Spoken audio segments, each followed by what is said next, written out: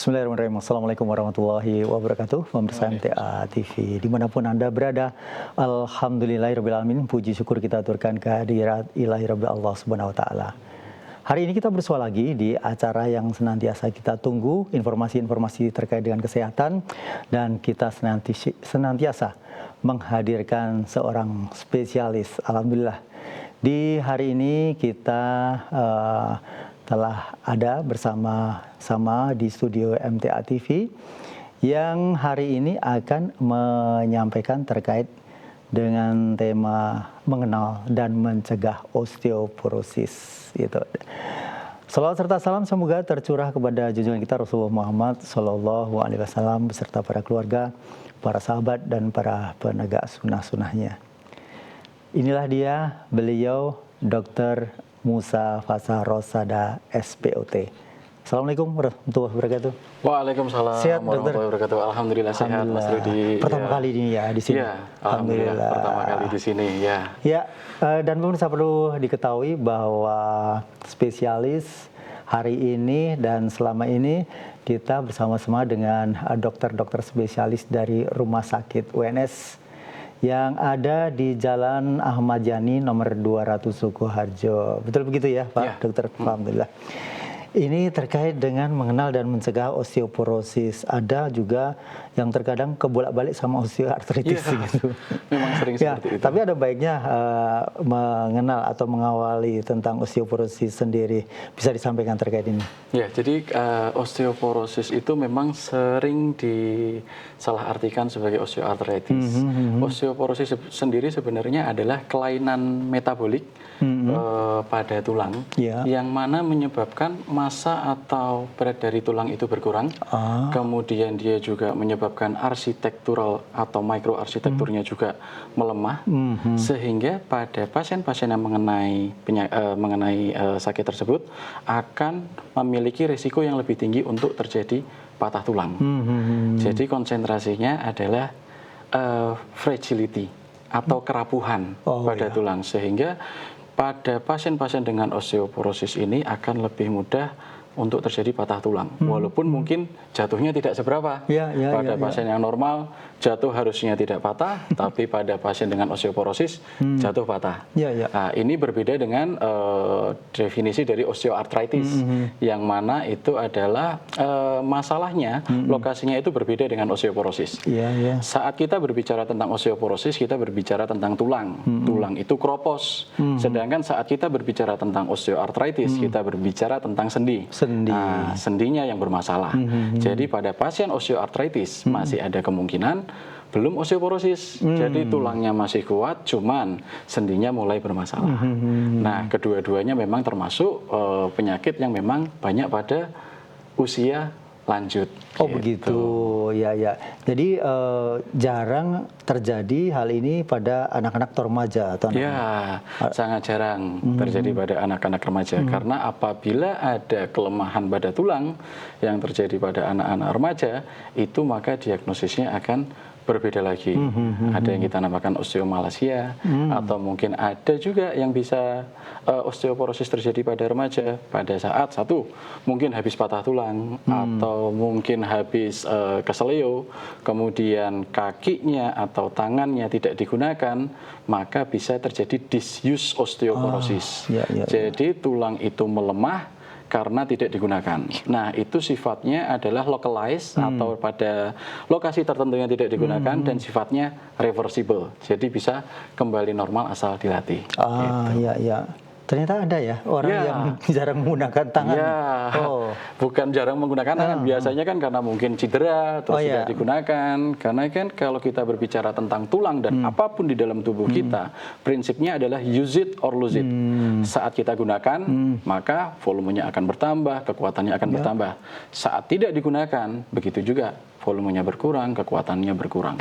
Karena tulang kita itu sampai kita mati akan mengalami namanya bone turnover. Jadi ada perusakan atau penggantian tulang-tulang yang tua terhadap tulang-tulang yang baru. Dan itu semua dipengaruhi oleh banyak faktor, termasuk salah satunya adalah gerakan atau stimulasi mekanik. Gitu. Makanya kita sebagai manusia memang sudah diciptakan sebagai makhluk yang bergerak. Jadi akan lebih baik sampai usia berapapun, gerakan apapun yang bisa kita lakukan, tetap kita lakukan. Dan ketika orang sebelum menapak tua, itu apa-apa yang sebaiknya dilakukan agar itu tidak terjadi? Ya, itu memang bekalnya itu sebenarnya jauh pada saat muda. Karena kalau kita melihat grafik masa tulang, peaknya atau puncaknya itu ada yang bilang 20 tahun, 25 tahun sampai 30 tahun. Setelah itu yang tadinya grafiknya naik, dia akan turun perlahan. Gitu. Jadi kalau kita mau menabung masa tulang yang baik, kita harus mulai pada saat usia semuda mungkin. Apa yang harus dilakukan? Yang harus dilakukan ada banyak hal, karena tidak hanya bergantung pada satu hal saja. Contohnya yang pertama, dari nutrisi sendiri. Kita membutuhkan kalsium, kemudian kita juga membutuhkan vitamin D, kita membutuhkan magnesium, kita membutuhkan zinc, itu dari nutrisi ya. Kemudian selain dari nutrisi, kita juga harus beraktivitas. Jadi memang kita harus rajin bergerak. Rajin bergerak itu gimana?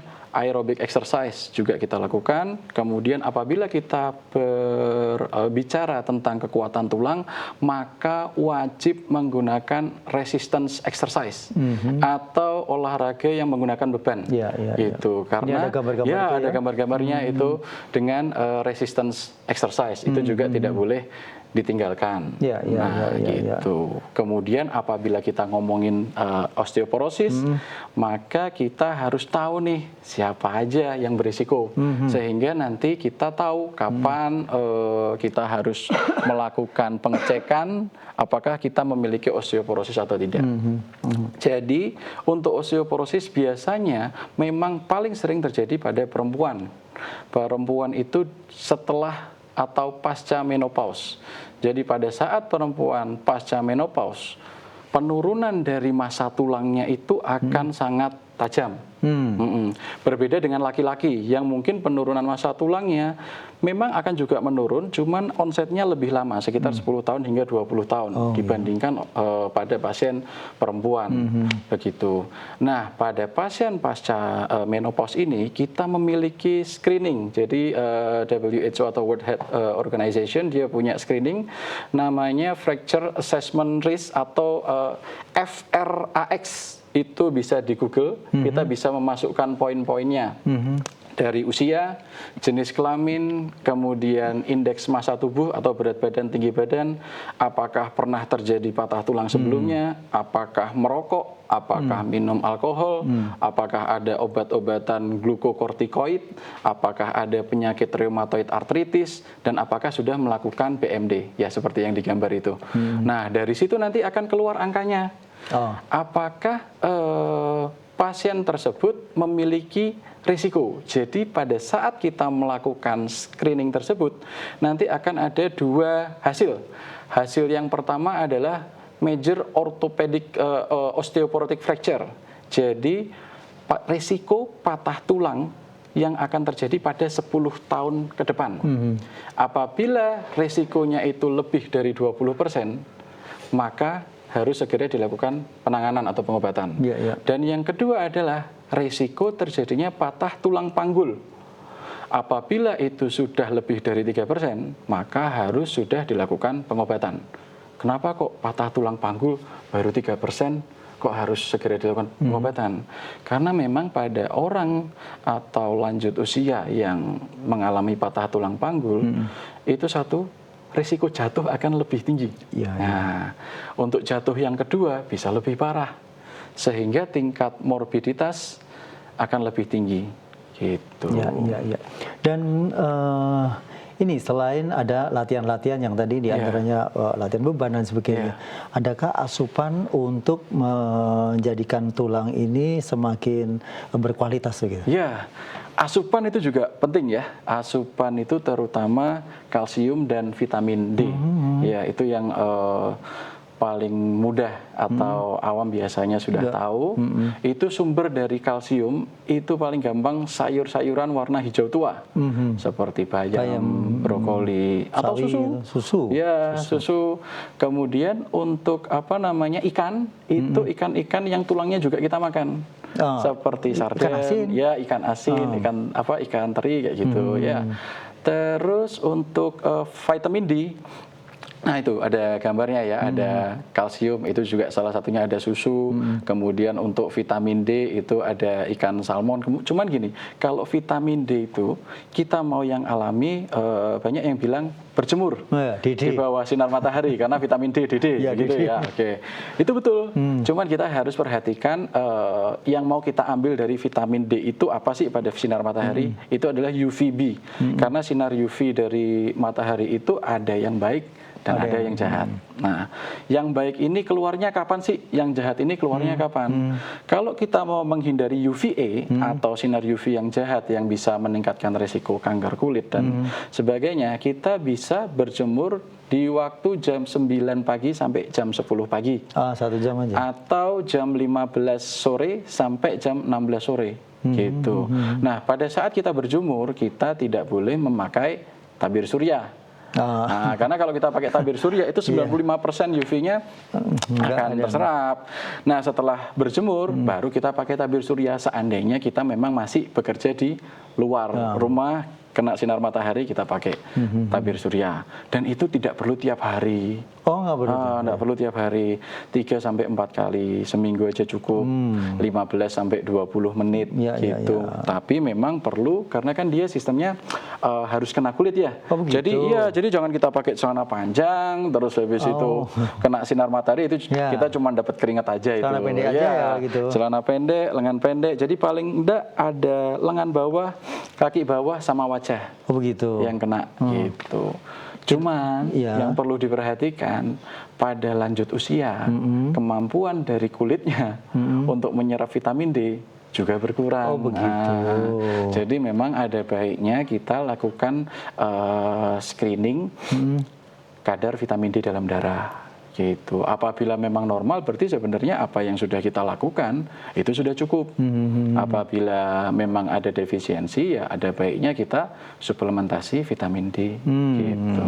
Ya, baik pemirsa dimanapun Anda berada, semakin menarik dan semakin kita paham.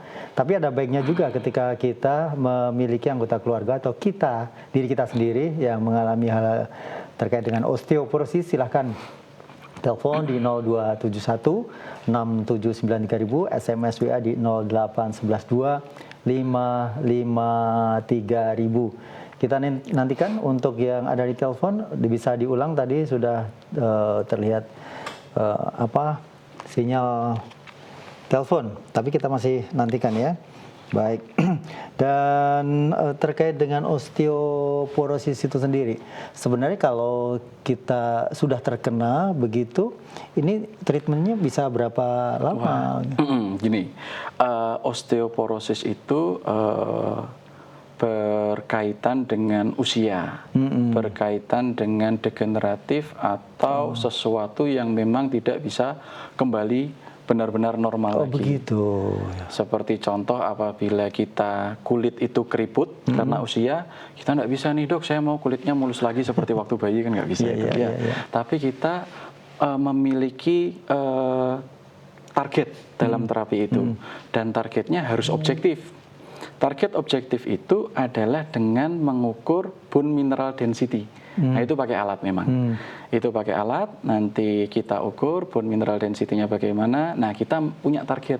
Apakah dari nilai ini kita bisa mencapai nilai yang kita harapkan. Kalau ditanya pengobatannya berapa lama, pengobatannya memang lama. Seperti orang sakit gula darah, sakit tekanan darah tinggi, itu kan memang pengobatan jangka panjang gitu. Bisa sampai 3 tahun, bisa sampai 5 tahun, atau bisa lebih dari itu gitu. Ya. Dan ini juga membutuhkan olahraga itu perlu nggak? Oh perlu, itu apa namanya? Kalau sudah terkena? Ya, jadi ada misconception atau kepercayaan di masyarakat bahwa saya terkena osteoporosis atau tidak itu, oh saya sudah lansia, maka saya harus pelan-pelan ini kalau jalan, atau saya nggak bisa angkat beban ini. Justru sebaliknya.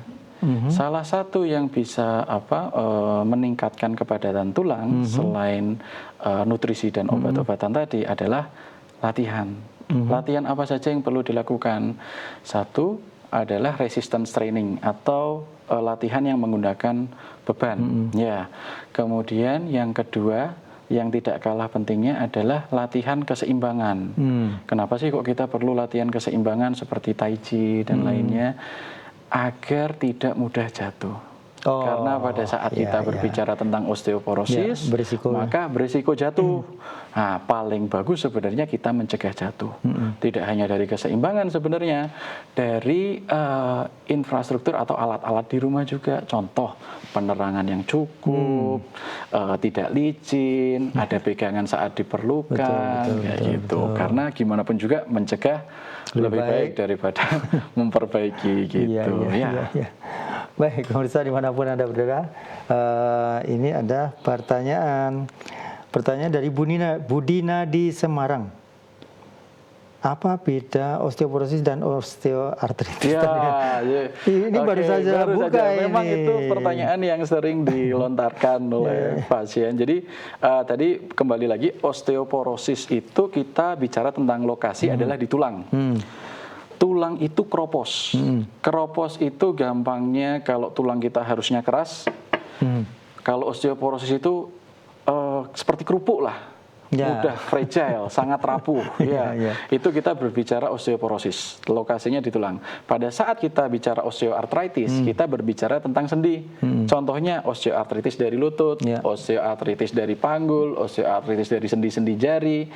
Itu kita berbicara tentang celah sendi atau permukaan pada tulang.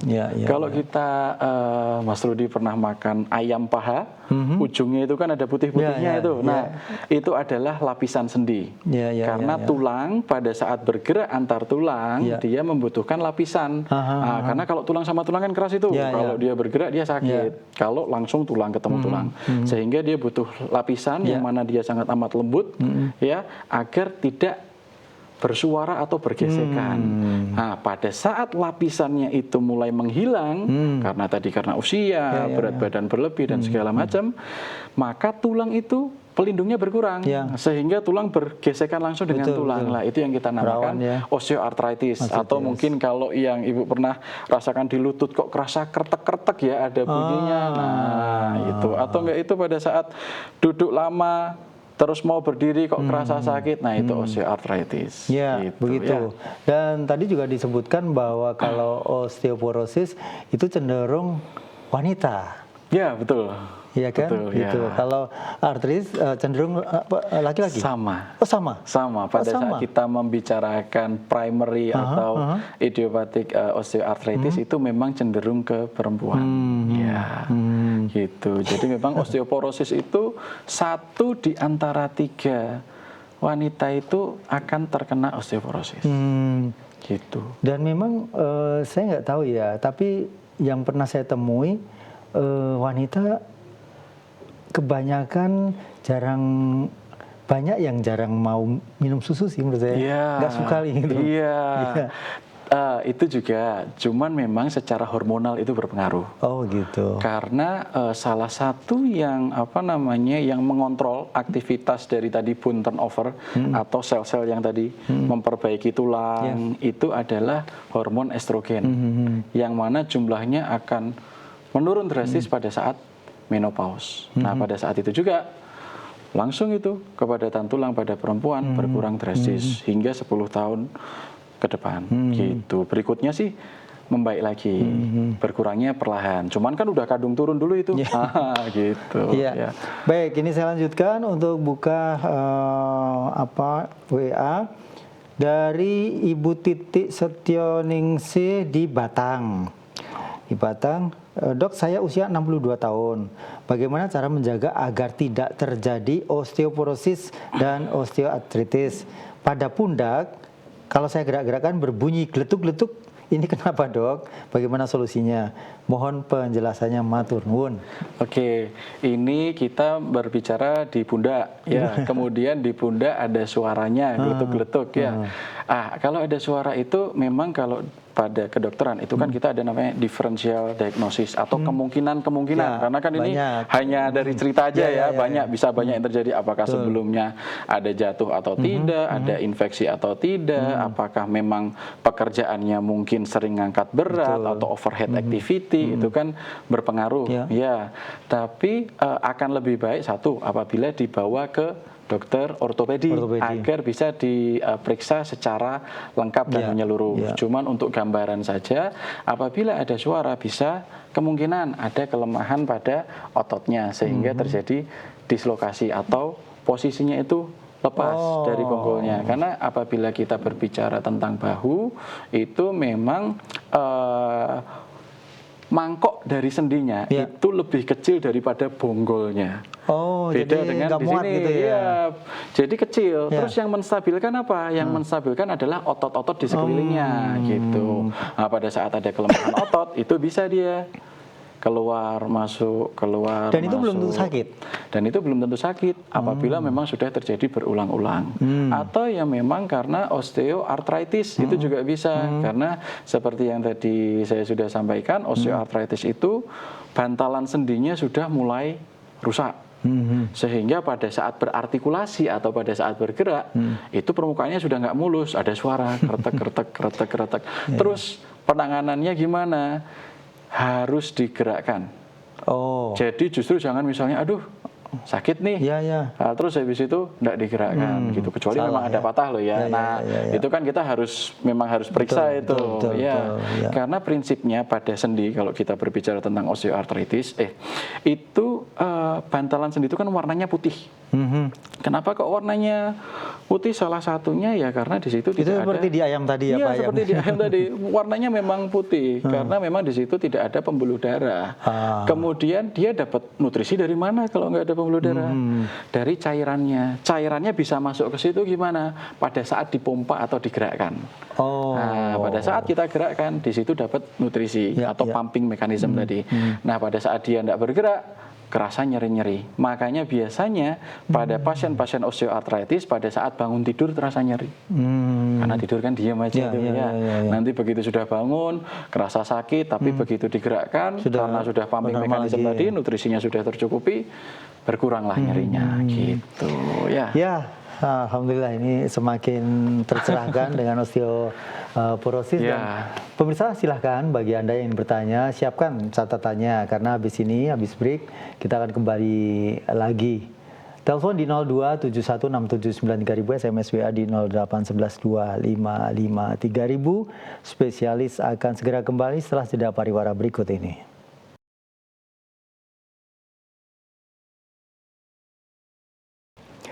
Pemirsa dimanapun Anda berada, Alhamdulillah kita masih berada di acara spesialis untuk hari ini. Dan kita masih berbicara tentang mengenali dan mencegah osteoporosis. Dengan dokter kita, Pak Dr. Musa Fasa Rosada, spesialis ortopedi dan traumatologi.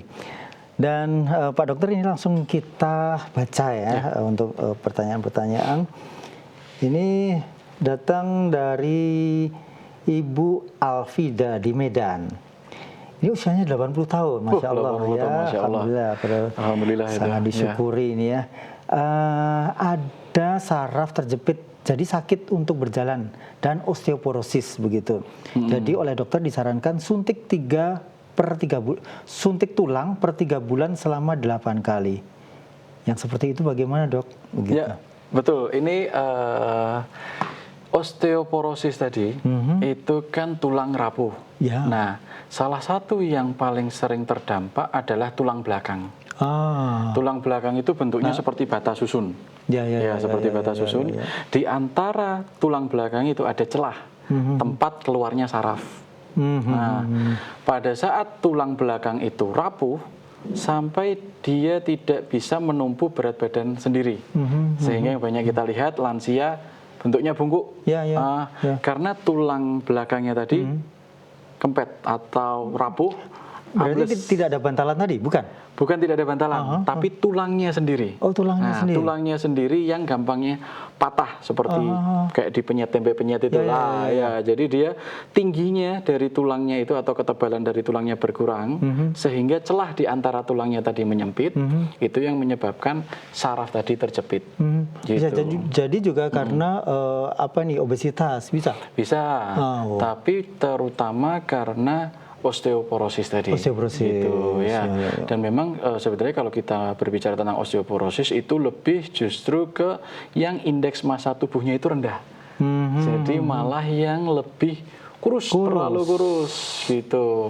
Nah, itu bisa tulangnya jadi bungkuk. Karena tulangnya bungkuk, sarafnya terjepit. Yang dirasakan nyeri punggung menjalar hingga ke kaki, bisa di satu sisi, bisa di dua-duanya. Pada saat tulang itu keropos atau osteoporosis tadi, betul salah satu yang bisa kita lakukan atau penanganannya adalah dengan obat-obatan tadi. Salah satu obat-obatan yang bisa kita berikan adalah dengan suntik tadi.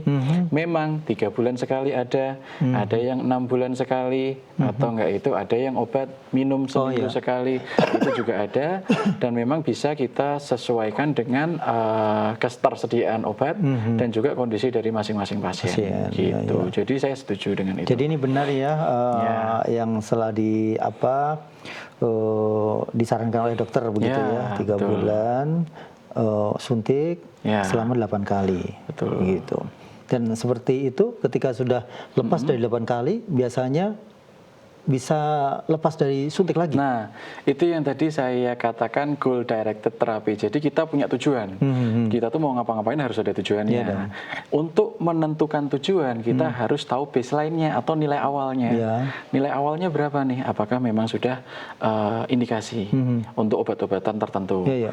Kemudian kita tentukan targetnya. Nah, nanti kita evaluasi. Bisa evaluasi dalam setahun 2 tahun. Untuk kita evaluasi selain tadi goalnya atau tujuannya juga fungsi ginjalnya juga. Karena pada beberapa obat termasuk yang 3 bulan sekali itu kita harus memastikan bahwa satu tidak ada kerusakan ginjal yang berlebih. Gitu. Kalau yang diinjekkan itu tetap bisa mengenai ginjal? Ya, tetap bisa mengenai ginjal gitu. Saya kira yang oral itu yang Jadi kalau kita berbicara antara oral dan injeksi, memang enaknya yang injeksi itu cuman 3 bulan sekali, 6 bulan sekali. Jadi untuk patuh itu lebih mudah daripada yang minum obat tiap minggu sekali. Kadang kelupaan, kayak gitu. Dan memang ada efek samping pada untuk oral, karena memang dia keras, sehingga kadang ada tidak enak di lambung. Atau berefek ke lambung. Makanya ada peraturan cara aman untuk menggunakannya, dan biasanya disampaikan oleh farmasi itu harus pagi hari keadaan perut kosong dengan air putih. Tidak boleh langsung masuk makanan, tidak boleh tiduran dulu gitu. Gitu. Kalau kita yang normal-normal ini ngerti atau tidaknya apa bisa dengan bone density test? Gitu bisa. Bisa dengan BMD tadi atau bisa dengan tadi screening tool yang gratis itu bisa dicari di Google. FRAX tadi, FRAX itu kan salah satu poinnya ada BMD-nya memang. Tapi dengan atau tanpa BMD kita sudah bisa menentukan bagaimana risiko kita. Apabila risiko kita itu untuk major osteoporotic fracture sudah lebih dari 20% dan untuk hip fracture lebih dari 3%, maka harus segera ke dokter ortopedi. Untuk menentukan tindakan selanjutnya. Gitu. Begitu ya Ibu Vida di Medan. Sudah benar apa yang dilakukan Ibu atas saran-saran dari dokter. 80 tahun ya, mudah-mudahan bermanfaat di sisa usia ini. Baik, kemudian dari Bu Yatmi di Semin, Gunung Kidul. Gunung Kidul. Iya, anak saya 13 tahun cewek, kadang suka ngeluh pergelangan kaki keju. Cukup itu saja ini, kurang lengkap ini. Iya, itu apa namanya, kalau seperti itu harus lebih lengkap lagi karena kita kan kalau dokter itu ada sistem algoritmanya atau rangka berpikir kita. Dari anamnesis, dari keluhan utama, kemudian pertanyaan-pertanyaan yang mendukung keluhan utama, kayak gitu. Karena kalau kita hanya berbicara nyeri di ankle tanpa ada apakah ada jatuh sebelumnya, apakah memang ada kondisi bawaan dari lahir untuk anak-anak, apakah ada demam, apakah ada kelainan-kelainan yang bersamaan dengan itu harus kita tentukan dulu, sehingga apa namanya bisa kita tentukan diagnosis yang lebih menjurus. Karena kalau cuman seperti itu di ankle itu ada berapa kompartemen, ada tulangnya, ada uratnya, ya kan, ada sarafnya juga, ada sendinya, gitu. Akan lebih baik apabila memang masih terasa nyeri, dibawa ke dokter ortopedi. Gitu, Begitu Ibu. Saran dari Dokter Musa ada baiknya, pasti di sana juga banyak pasti ada, pasti ada dokter yang ada di sana. Baik, kemudian ini dari Budian Handayani. Dokter, kalau minum obat pereda nyeri, contoh Proneuron ya. Terus selama 3 bulan karena osteoartritis. OA itu artritis ya. Dan osteoartritis itu aman, bagaimana? Itu aman gitu. Bagaimana dengan kesehatan ginjal? Itu saja.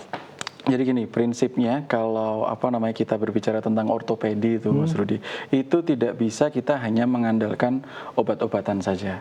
Apalagi kalau kita sudah berbicara tentang osteoartritis. Karena osteoartritis seperti yang tadi sudah saya ilustrasikan, itu adalah sebuah penuaan. Itu adalah sebuah penuaan pada lapisan sendi, sehingga 2 tulang itu bergesekan terus-menerus. Itu yang menyebabkan nyeri. Nah, apa yang harus kita lakukan? Pertama, nyeri itu salah satunya terjadi karena beban, sehingga yang paling bisa kita lakukan adalah mengurangi berat badan, seandainya memang ada berat badan berlebih, dan juga mengurangi aktivitas yang memang berat, mungkin seperti mengangkat berat berlebih, atau tidak itu naik turun tangga, terutama pada saat turun tangga, high impact activity, karena berdetak kayak gitu, itu harus pelan-pelan pada saat memang fase peradangan akut. Kemudian selain mengurangi berat atau beban tadi, kita justru harus melatih dari lutut itu sendiri. Gimana cara melatihnya? Untuk osteoartritis itu yang paling efektif adalah dengan berenang.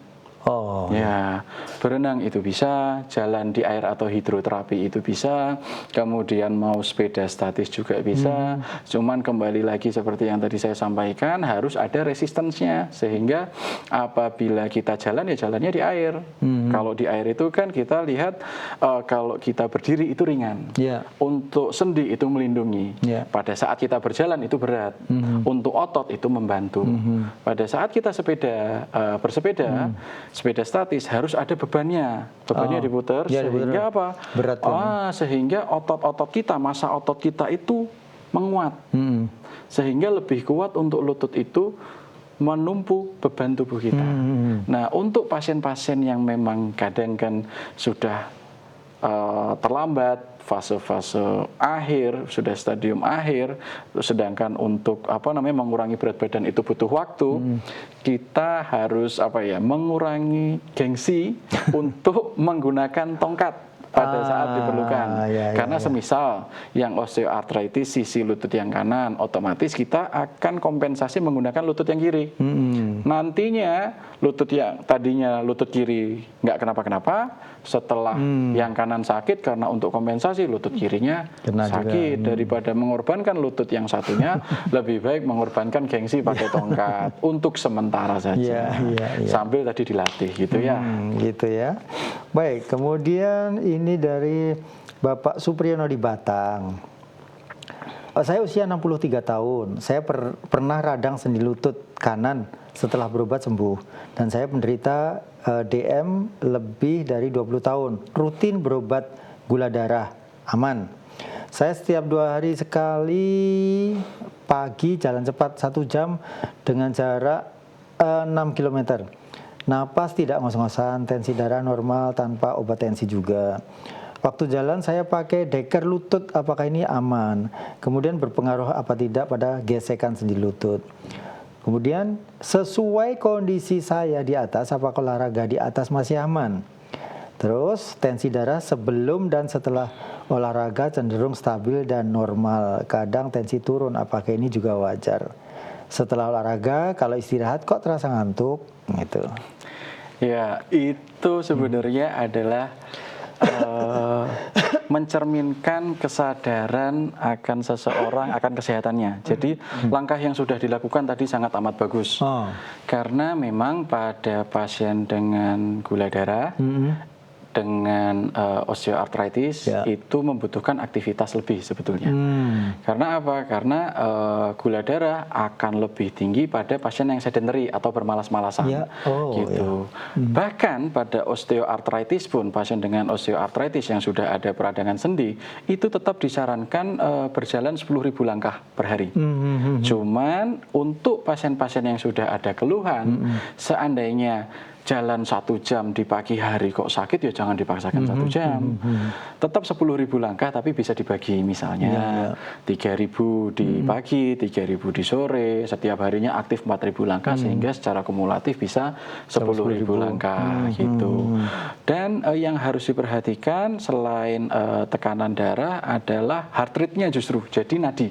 Karena kita ada heart rate maksimum, itu bisa dicari atau dihitung. Kalau yang paling sederhana itu 220 dikurangi usia. Jadi kalau usianya 60 ya tinggal dikurangi itu, maksimal segitu. Jadi justru harus diawasi itu adalah nadinya. Kalau sekarang kan udah banyak smartwatch itu ya, yang bisa membantu kita untuk membatasi, oh ini sudah maksimum nih, ya kita juga harus kurangi gitu. Karena untuk usia tua itu kita juga harus mewaspadai kondisi jantung gitu. Nah, ada lagi yang perlu kita lakukan selain jalan adalah resistance training tadi. Kembali saya ingatkan, apalagi pasien dengan sakit gula. Karena kalau pasien dengan sakit gula itu kita butuh otot. Karena salah satu penyimpanan dari gula itu ada di otot. Makin besar otot kita, gula darah di darah makin berkurang. Jadi jangan lupa latihan beban. Justru gitu. jangan malas-malasan. Justru jangan malas-malasan gitu. Untuk yang tadi menggunakan deker, deker itu kita harus cek dulu apakah memang ada ketidakstabilan pada sendi. Apabila memang ada ketidakstabilan pada sendi, mungkin memang butuh. Kita juga harus lihat seberapa parah, karena pada beberapa ketidakstabilan memang perlu tindakan. Jadi memang itu harus dikonsultasikan lebih lanjut. Tapi secara umum deker pada saat aktivitas diperbolehkan, tapi tidak boleh terus-terusan. Karena sifatnya suportif. Kan sifatnya suportif tuh. Hanya temporer.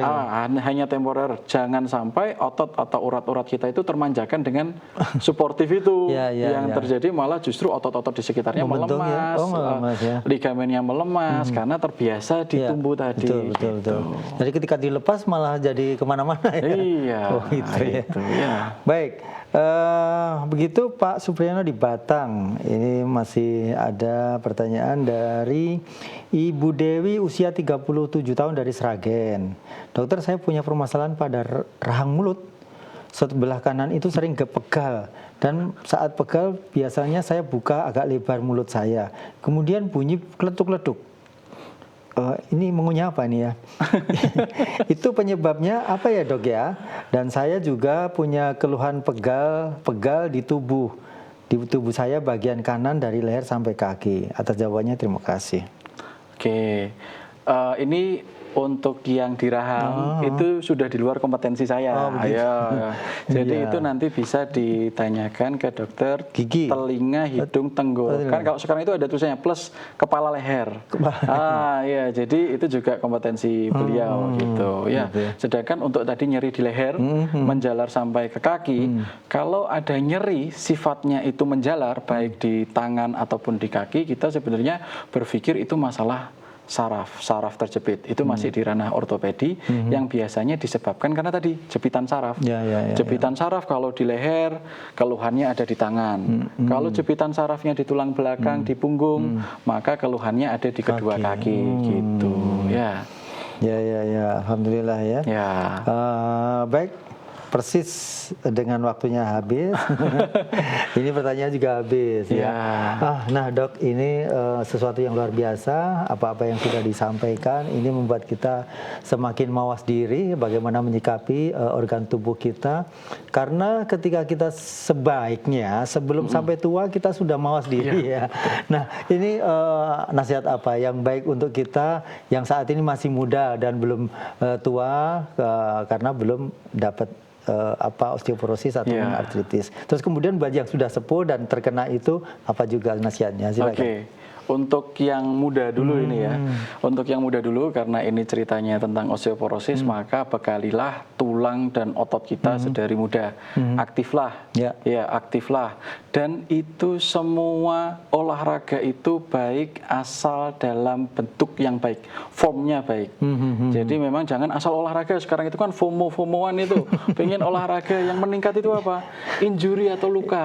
Ini sprint di sini, sprint di sana. Nah, jadi itu harus diperhatikan juga untuk gerakan-gerakannya. Jangan lupa pemanasan, nutrisi juga dijaga gitu. Dan terutama masalah yang saya dulu pikir setelah jadi dokter ortopedi itu sudah tidak perlu menyampaikan lagi adalah masalah rokok. Saya kira setelah jadi dokter tulang udah nggak ngurusin lagi itu edukasi rokok. Ternyata efek buruk dari rokok itu sampai ke tulang, termasuk dalam Frex score tadi, salah satunya juga rokok. Rokok itu termasuk vape. Ya, jadi itu harus di stop. Nah, tadi bilang vape gitu, kan ada juga yang rokok tapi bukan dibakar itu ya. Itu bahkan nggak di sini sebenarnya. Ternyata sama saja. Sama juga. Karena intinya gampangannya begini ya. Salah satu yang kita butuhkan itu adalah oksigen. Ya, oksigen itu kan kita butuhkan. Oksigen dalam ruangan ini paling cuma 21%. Ya, betul. Apabila ada asap yang tampak, ya kan, asap yang tampak otomatis dia lebih pekat. Dia akan bersaingan dengan oksigen kita. Makanya kalau kita lihat pada perokok, bibirnya hitam, gusinya hitam, kebakar gitu kan? Nah, banyak yang kurus, susah untuk gendut. Nanti dia berhenti merokok biasanya gemuk itu. Nah, itu satu. Kedua, ditambah lagi ini, berat badan. Berat badan itu harus dijaga betul. Jadi harus tetap aktif gitu, karena kelebihan berat badan itu juga akan berpengaruh pada masa tua. Jadi mumpung masih muda kita masih bisa masih bisa aktif, masih bisa menjaga makan, masih bisa melakukan apa-apa untuk tabungan hari tua kita. Jangan cuma yang ditabung itu materi, karir dan profesi, yang ditabung juga harus kesehatan. Cuma kita bisa ngapa-ngapa, kita punya apa-apa, tapi nggak bisa ngapa-ngapa, tidak bisa menikmati itu kan percuma. Gitu. Itu untuk yang muda. Untuk yang usia tua seperti tadi, apabila bapak atau ibu sudah menyentuh usia di atas 70 tahun, maka akan ada baiknya untuk konsultasi ke dokter ortopedi. Apalagi apabila sudah pernah patah tulang. Yang paling terlihat itu biasanya patah tulang di pergelangan tangan yang paling sering. Apabila sudah ada riwayat patah tulang, kemudian usia di atas 70 tahun, akan lebih baik untuk konsultasi. Karena tujuan kita tadi untuk mengetahui osteoporosis itu untuk mencegah patah tulang berikutnya gitu ya. Sedangkan untuk perempuan pasca menopause tadi bisa menggunakan Frex score tadi untuk menentukan kapan kira-kira butuh untuk ke dokter. Sedangkan yang bisa dilakukan di rumah tadi kalsium dari sumber-sumbernya seperti ikan, sayur-sayuran warna hijau tua seperti bayam, brokoli, kemudian vitamin D dengan berjemur di bawah sinar matahari, kemudian dengan olahraga tadi bisa berjalan, kemudian ditambah resistance training atau angkat berat, kemudian juga latihan keseimbangan agar mencegah jatuh. Gitu. Ya. Baik, terima kasih Dokter Musa. Mudah-mudahan ini akan bermanfaat untuk kami-kami yang muda ataupun yang tua, dan semoga dokter sehat selalu, bisa membantu yang lainnya dalam kemanfaatan. Terima kasih. Assalamualaikum warahmatullahi wabarakatuh. Waalaikumsalam warahmatullahi wabarakatuh. Pemirsa dimanapun Anda berada, demikian tadi sajian spesialis untuk hari ini, dan insya Allah kita akan bersua spesialis pekan depan dengan dokter-dokter dari UNS, Rumah Sakit UNS Jalan Ahmad Yani nomor 200 Sukarjo. Saya Rudi Arfianto, mohon maaf atas segala kesalahan. Assalamualaikum warahmatullahi wabarakatuh.